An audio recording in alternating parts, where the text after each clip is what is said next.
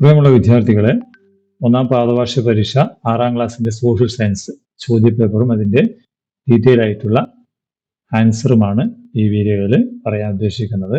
നമുക്ക് ആകെ 8 പ്രവർത്തനങ്ങളാണ്. there will be a total of 8 activities. അതിൽ 6 ഉത്തരം കൊടുക്കണം. ഒന്നാമത്തെ പ്രവർത്തനം നോക്കാം. what are the main sources that help us to know about the history of early human? മുൻകാല മനുഷ്യന്മാരുടെ ഹിസ്റ്ററി അറിയാനുള്ള എന്താണ് മെയിൻ സോഴ്സ് എന്താണ്? Historical books, antiques, human fossils, monuments. ഏതാണ്? ഹ്യൂമൻ ഫോസിൽസ് ആണ് അല്ലേ? അടുത്തത് what was the Charles Darwin views on human evolution? Human എവല്യൂഷന്റെ കാര്യത്തിൽ, മനുഷ്യപരിണാമത്തിന്റെ കാര്യത്തിൽ ചാൾസ് ഡാർവിന്റെ എന്താണ് വ്യൂ, അദ്ദേഹത്തിന്റെ കാഴ്ചപ്പാട് എന്താണ്? Charles Darwin put forward a scientific view on the origin of human beings. He stated that humans have originated through the organic changes that have took place over the long period of time. He named this process as evolution. അതിനെ അദ്ദേഹം evolution എന്നാണ് പറഞ്ഞിരുന്നത്. He presented the theory of human evolution in his book on the origin of species എന്ന ബുക്കിലാണ് അദ്ദേഹത്തിന്റെ view പറഞ്ഞിട്ടുള്ളത് എന്നാണ് എഴുതേണ്ടത്. Okay, രണ്ടാമത്തെ ഇതിൽ ക്വസ്റ്റൻ പറഞ്ഞാൽ ആക്ടിവിറ്റി 1, 2 എഴുതിയാൽ മതി. Which category does the human species we belong to? ഏത് ഹ്യൂമൻ സ്പീഷീസിന്റെ കാറ്റഗറിയിലാണ് നമ്മൾ പഠിക്കുന്നത്? Homo sapiens, hominidae, primates, hominoids. ഏതാണ് നമ്മൾ? ഹോമോസാപ്പിയൻസ് അല്ലെ? ഹോമോസാപ്പിയൻസിന്റെ ഗുണത്തിലാണ് നമ്മൾ പെടുന്നത്. അടുത്തത് compare the table given below regarding the different stages of human evolution and their characteristics. എന്താണ് ഹ്യൂമൻ എവല്യൂഷന്റെ ആ സ്റ്റേജുകൾ ഓരോന്നായിട്ട് പറയുന്നത്. ഇതിൽ കുറച്ച് ഭാഗങ്ങൾ വിട്ടുപോയിട്ടുണ്ട് അല്ലെ? സ്റ്റേജസ് ഓഫ് ഹ്യൂമൻ എവല്യൂഷൻ ആണ് ഇവിടെ, ക്യാരക്ടറിസ്റ്റിക്സ് ആണ് ഇവിടെ കൊടുക്കുന്നത്. എ ഗ്രൂപ്പ് ഓഫ് മാമൽസ്, അന്നേരമുള്ള സ്റ്റേജ് ഏതാണ്? പ്രിമേറ്റ്സ് ആണ് അന്നേരത്തെ സ്റ്റേജ്. പിന്നെയോ ഹോമിനോയിഡ്സിന്റെ സ്റ്റേജ്. അപ്പോ അവരുടെ ക്യാരക്ടറിസ്റ്റിക്സ് വാക്ട് ഓൺ 4 legs, 4 കാലിൽ നടന്നു. പിന്നെ ഹോമിനിഡ്സ് വാക്സ് ഓൺ 2 legs. പിന്നെയോ ഹോമോ ഹാബിലിസ് ടൂൾ മേക്കേഴ്സ് ആയി. Homo erectus uprights humans. Homo sapiens wise and thinking man ആയി മാറി അല്ലേ? അതാണ് അതിന്റെ ചാർട്ട് നിങ്ങൾ പൂർത്തിയാക്കേണ്ടത്. മൂന്നാമത്തെ പ്രവർത്തനം. Which was the first metal used by human? മനുഷ്യർ ഉപയോഗിച്ച ആദ്യത്തെ മെറ്റൽ ഏതാണ്? Iron, copper, aluminium, bronze. ഏതാ? അയൺ അല്ലേ? അല്ല, കോപ്പർ ആണ് അല്ലേ? കോപ്പർ, ചെമ്പ്. ഇനി identify the river valley where bronze age civilisation developed and complete the table. ഇതില് ഈ ടേബിൾ പൂർത്തിയാക്കണം. അതോടൊപ്പം തന്നെ റിവർ വാലി എന്താണ്? Identify the river valleys where bronze age civilisation develop ചെയ്ത റിവർ വാലി ഏതൊക്കെയെന്നാണ്. Civilisation Mesopotamian, Euphrates, Tigris. Egyptian, Nile ആയിരിക്കും അല്ലെ? ഹാരപ്പൻ, ചൈനീസ്. നമുക്ക് നോക്കാം. മെസപ്പട്ടോമിയൻ, യൂറോ Tigris, Egyptian, Nile, Harappan, Indus, Chinese, Hong Kong. Okay. ഇനി 3. Why did bronze age civilisation develop in river valleys? എങ്ങനെയാണ് bronze age civilisation river വാലീസിൽ ഡെവലപ്പ് ചെയ്തത്? എങ്ങനെയാണ്? Vast river valleys were formed by the accumulation of fertile alluvial soil brought down by rivers. These flat riverine plains are most suitable for agriculture. Factors such as fertile soil, water, and favorable climate are necessary for agriculture are present in river valleys. People started agriculture in these plains and settled communities. അവിടെ ആളുകൾ കൃഷി തുടങ്ങി, അവിടെ community ആയി. To protect there crops, അവരുടെ കൃഷി സംരക്ഷിക്കാൻ വേണ്ടി. This is how civilisation developed in river valley. അങ്ങനെയാണ് റിവർ വാലിയിൽ നാഗരികതകൾ ഉണ്ടായത്. ഇനി 4. What mean by polis? City states, cultural centres, educational centres, military training centres. ഏതാണ് പോലീസ് എന്ന് പറഞ്ഞാല്? സിറ്റി സ്റ്റേറ്റ്സ് ആണ് അല്ലെ? അടുത്തത് there was no uniform administrative system in ancient Greece. What was the reason? പുരാതന ഗ്രീസിൽ അഡ്മിനിസ്ട്രേറ്റീവ് സിസ്റ്റം ഉണ്ടായിരുന്നില്ല, uniform system ഉണ്ടായിരുന്നില്ല അല്ല. എന്തായിരുന്നു ഇതിന്റെ കാരണം? എന്തായിരുന്നു? Seas or high mountains separate the city states in ancient Greece. എന്താണ് കടലും അതുപോലെ വലിയ മലനിരകളും സിറ്റി സ്റ്റേറ്റ്സിനെ വേർതിരിച്ചു. Therefore, ഈ സിറ്റി സ്റ്റേറ്റ്സ് വാസ് ഐസൊലേറ്റഡ്. അതുകൊണ്ട് ഓരോ സിറ്റിയും എപ്പോഴും ഒറ്റപ്പെട്ടവരായിരുന്നു. For this reason there was no uniform administrative system. അതുകൊണ്ട് അവിടെ ഒരു ഏകീകൃത അഡ്മിനിസ്ട്രേറ്റീവ് സിസ്റ്റം ഉണ്ടായിരുന്നില്ല. ഇനി Athens and Sparta were the main cities in Greece. How were these cities different in their administrative methods? അത് ഏതൻസും സ്പാർട്ടയും എന്താണ് ഗ്രീസിലെ പ്രധാനപ്പെട്ട സ്റ്റേറ്റുകളായിരുന്നു. അവിടുത്തെ അഡ്മിനിസ്ട്രേറ്റീവ് മെത്തേഡ്സ് തമ്മിൽ എന്തൊക്കെ വ്യത്യാസമാണ്? All male citizens with Athenian citizenship had participation in electing rules and law making. അല്ലെ, അവിടെയുള്ള ആണുങ്ങൾക്കെല്ലാം എന്താണ് റൂളേഴ്സിനെ തെരഞ്ഞെടുക്കുന്നതിലും ലോ മേക്കിങ്ങിലും വലിയ പാർട്ടിസിപ്പേഷൻ ഉണ്ടായിരുന്നു. Woman slaves foreigners did not have citizen. അവർക്ക് പൗരത്വമേ ഉണ്ടായിരുന്നില്ല. Education emphasised art and culture and boys had 2 years of compulsory military service. എന്താണ് ബോയ്സിന് നിർബന്ധിത മിലിറ്ററി സേവനം ഉണ്ടായിരുന്നു. ഹൗവർ സ്പാർട്ടയിൽ എങ്ങനെയായിരുന്നു? അരിസ്റ്റോക്രാറ്റിക്, അവിടെ എന്താണ് ഏകാധിപത്യം. Education system here prioritized traditional values and military training ആണ് അവിടുത്തെ education. 23 years of military service was compulsory. 23 വർഷം അവിടുത്തെ ബോയ്സിന് മിലിറ്ററി സർവീസ് നിർബന്ധമായിരുന്നു. ഇനി activity 5. By what name in the period of Mahajanapadas known in India?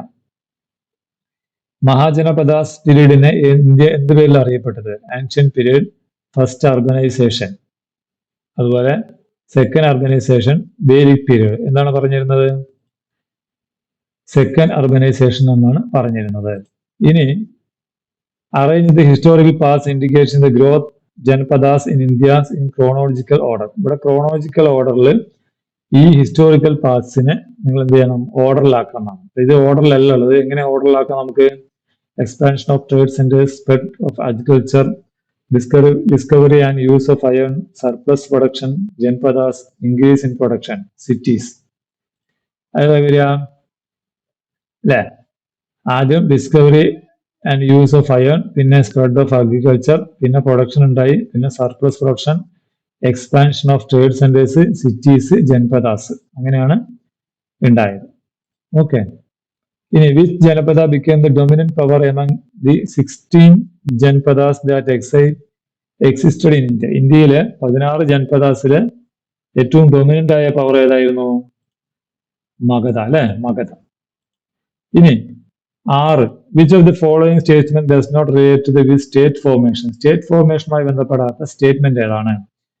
The population required for state formation is fixed at 1 lakh. A state cannot exist without people. The population of state can include people belonging to the different religions and classes. B. The state is the highest political institution by the people, formed by people. ഇതിൽ ഏതാണ് relate ചെയ്യാത്തത്? ഏതാണ്? The population required for state formation is fixed at 1 lakh. 1 ലക്ഷം ആവണം state formation എന്നുള്ളതാണ് അതുമായി relate ചെയ്യാത്ത sentence. ഇനി 2. What is state? State എന്ന് പറഞ്ഞാൽ എന്താണ്? A state is the highest socio political institution formed by the people. ജനങ്ങളാൽ ഉണ്ടാക്കുന്ന സോഷ്യോ പൊളിറ്റിക്കൽ ഇൻസ്റ്റിറ്റ്യൂഷൻ ആണ് ഒരു state. A state is a group of people who reside permanently in a definite territory and are govern by a sovereign government. അല്ലേ, ഒരു പ്രത്യേക ടെറിട്ടറിയിൽ ആളുകൾ താമസിക്കുകയും അവിടെ ഒരു ഗവൺമെന്റ് ഉണ്ടാവുകയും ചെയ്താൽ അത് സ്റ്റേറ്റ് ആയി. ഇനി what is the role of territory in state formation? ടെറിട്ടറിയുടെ റോൾ എന്താണ് സ്റ്റേറ്റ് ഫോർമേഷനിൽ? എന്താണ്? A fixed and clear territorial boundaries are essential for state formation. അവിടെ കൃത്യമായ ടെറിട്ടോറിയൽ ബൗണ്ടറി ഉണ്ടാവണം, അല്ലെ, ഒരു സ്റ്റേറ്റ് ഫോർമേഷൻ ഉണ്ടാവാൻ. However the extent of territory is not fixed. ടെറിട്ടറിയുടെ എക്സ്റ്റെന്റ് അത് ഫിക്സ് ചെയ്തിട്ടില്ല. The size of the territory is not a factor in state formation. ടെറിട്ടറിയുടെ എന്താണ് സൈസ് ഒരു സ്റ്റേറ്റ് ഫോർമേഷൻ ഒരു ഫാക്ടർ അല്ല.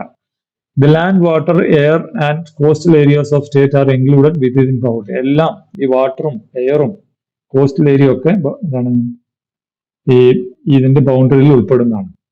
ഓക്കെ. ഇനി 7ാമത്തെ പ്രവർത്തനം, അല്ലെ, which of the following government actions is related to the sovereignty of the country? ഒരു രാജ്യത്തിന്റെ പരമാധികാരത്തിനുമായി ബന്ധപ്പെട്ട ഗവൺമെന്റ് ആക്ഷൻസ് ഏതാണ്? Trawling ban, free ration sanction for fisherman, government intervenes in the public market to control price increase in the market. അല്ലെ, മാർക്കറ്റിൽ price control ചെയ്യും. Government revise the school lunch menu, government school lunch menu revise ചെയ്യും. പിന്നെ warfare, central government safe return of students abroad, പുറത്തുള്ള കുട്ടികളെ തിരിച്ചെത്തിക്കും വാർഫിയറിൽ. അല്ലെ, അപ്പൊ ഇതില് ബന്ധമില്ലാത്തതാണ് തോന്നുന്നു, സി ആണ് അല്ലെ. സി അല്ല ബന്ധമില്ലാത്തത്, ഡി ആണ്, warfare. Central government assures safe return of students abroad, പുറത്ത് താമസിക്കുന്ന കുട്ടികളെ സേഫായി എത്തിക്കും, അത് ഉറപ്പുവരുത്തും. അതാണ് നമ്മുടെ സ്റ്റേറ്റ് ഗവൺമെന്റ് അല്ല ഗവൺമെന്റിന്റെ ആക്ഷനുമായി ബന്ധപ്പെട്ടത് അല്ലെ. ഇനി ഏഴാമത്തെ പ്രവർത്തനത്തില് what is the sovereignty of a state? ഒരു രാജ്യത്തിന്റെ പരമാധികാരം എന്ന് പറഞ്ഞാൽ എന്താണ്? Sovereignty is the supreme power of a state to make decision without an external interference of pressure. പുറമേ നിന്നുള്ള ഒരു സമ്മർദ്ദമോ സ്വാധീനമോ ഇല്ലാതെ ഒരു സുപ്രീം പവറിന് ഒരു സ്റ്റേറ്റിന് ഉണ്ടാകുമ്പോഴാണ് സോവറിറ്റി എന്ന് പറയുക. പിന്നെ what are the directivist of sovereignty? സോവറിറ്റിയുടെ പ്രത്യേകതകൾ എന്തൊക്കെയാണ്? അതിന്റെ sovereignty is a power exclusive to the state. സ്റ്റേറ്റിനുള്ള എക്സ്ക്ലൂസീവായ പവറാണ്. മേക്കിംഗ് ലോസ്, നിയമം ഉണ്ടാകും. ടേക്കിംഗ് പൊളിറ്റിക്കൽ ഡിസിഷൻ, രാഷ്ട്രീയ തീരുമാനങ്ങൾ എടുക്കും. ആൻഡ് പാർട്ട് ഓഫ് സോവറിറ്റി, അതെല്ലാം പരമാധികാരത്തിന്റെ ഭാഗങ്ങളാണ്. The state exercise and protects the sovereignty through government. ഗവൺമെന്റിലൂടെയാണ് അതിന്റെ പരമാധികാരം അത് സംരക്ഷിക്കുന്നത്. വിതൗട്ട് സോവറിറ്റി, പരമാധികാരമില്ലാതെ എ സ്റ്റേറ്റ് കനോട്ട് എക്സിസ്റ്റ്, ഒരു സ്റ്റേറ്റ് നിലനിൽക്കില്ല. ഇനി activity 8, what is the special shape of earth called? ഒരു എർത്തിന്റെ സ്പെഷ്യൽ ഷേപ്പിന് നമ്മൾ എന്താണ് പറയുക? Geoid, circle, sphere, ellipsoid. ഏതാണ്? ജിയോയിഡ്. ഇനി what are the characteristic of lines of latitude? Latitude ലൈനിന്റെ പ്രത്യേകതകൾ എന്തൊക്കെയാണ്? Lines of latitude are imaginary lines drawn by connecting points that are the same angular distance on either side of equator based on the Earth's center. The 0-degree latitude lines is the largest and is known as the equator. അതിനാണ് equator എന്ന് പറയുന്നത്. As they move away from the equator towards the poles, the circle of latitude gets smaller in size. At the poles 90° north and 90° south, the lines of latitude end at the single point. The latitude north of the equator are called northern latitudes. Northern latitudes എന്ന് പറയും. And those to the south are called southern latitudes എന്നും പറയും. Okay. ഇനി മൂന്നാമത്തെ പ്രവർത്തനം, which of the following statement about the lines of latitude and longitude are correct? ഇതില് latitude longitude ലൈൻസിനെ കുറിച്ചിട്ടുള്ള സ്റ്റേറ്റ്മെന്റിൽ ഏതാണ് കറക്റ്റ് ആണ്? മക്കളെ ചാനൽ ആദ്യമാണെങ്കിൽ സബ്സ്ക്രൈബ് ചെയ്യാൻ മറക്കാതിരിക്കുക കേട്ടോ. ആർഷമിസ്. ഓക്കെ, നിങ്ങൾ ഇതുപോലത്തെ വീഡിയോസ് ഇനിയും വരും. ചാനൽ എപ്പോഴും സബ്സ്ക്രൈബ് ചെയ്യുക, നമ്മുടെ കൂട്ടുകാർക്കൊക്കെ അയച്ചു കൊടുക്കുക. എന്താണ് ഇതിൽ സ്റ്റേറ്റ്മെന്റ് പ്രത്യേകത? അത് all lines of longitude are not the same size. At the pole, lines of latitude end at a single point. All circles of latitude are of the same size. 180-degree lines of longitude is known as the international date line. ഇതുമായി ബന്ധപ്പെടാത്ത ഇതുമായി ഉള്ള correct sentence ഏതാണ്? ഇതാണ്. At the poles, lines of the latitude end at a single point. 180 lines of longitude is known as the international date line. ഇത്രയാണ് നിങ്ങളുടെ SS-ന്റെ ചോദ്യപേപ്പർ. അപ്പോൾ നിങ്ങളുടെ കൂട്ടുകാർക്ക് സുഹൃത്തുക്കൾക്ക് അയച്ചു കൊടുക്കുക, ചാനൽ സബ്സ്ക്രൈബ് ചെയ്യുക. ഓക്കെ, വീണ്ടും കാണാം മക്കളെ. Thank you.